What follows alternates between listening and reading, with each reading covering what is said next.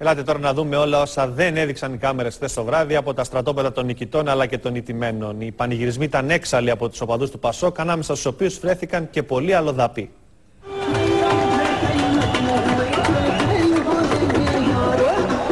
Αυτό σίγουρα δεν τους είδατε χθες το βράδυ. Είναι οπαδοί του Πασόκ από το Μπαγκλαντές και το Πακιστάν.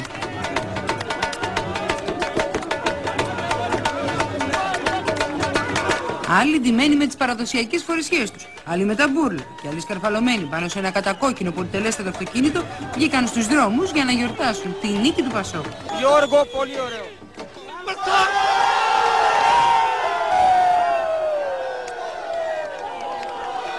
Την ίδια ώρα μια άλλη ομάδα μεταναστών με πανό στα χέρια έκανε την εμφάνισή της στο Ζάπιο.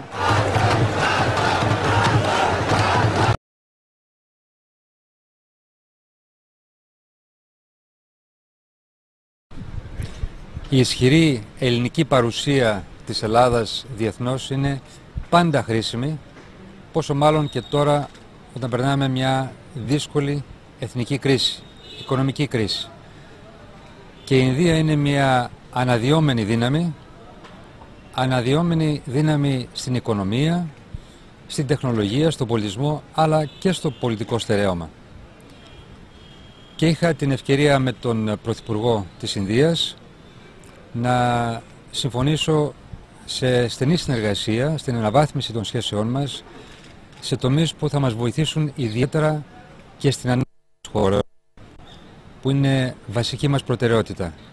Ανάπτυξη, όπως παραδείγματος χάρη με την συνεργασία στον τουρισμό, συνεργασία στα θέματα της υψηλής τεχνολογίας της πληροφορικής, συνεργασία στον τομέα της πράσινης τεχνολογίας, όπου και αυτοί έχουν ένα έντονο ενδιαφέρον, αλλά και συνεργασία και στον πολιτικό τομέα.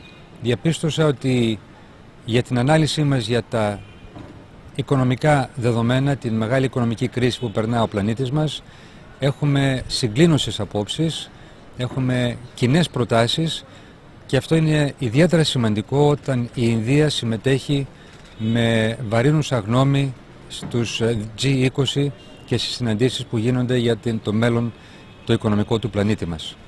Είναι λοιπόν μια σημαντική στιγμή και είχα την ευκαιρία να καλέσω τον Πρωθυπουργό της Ινδίας και σύντομα θα επισκεφτεί και την Ελλάδα για να μπορέσουμε να προωθήσουμε αυτή την σημαντική και στρατηγική συνεργασία.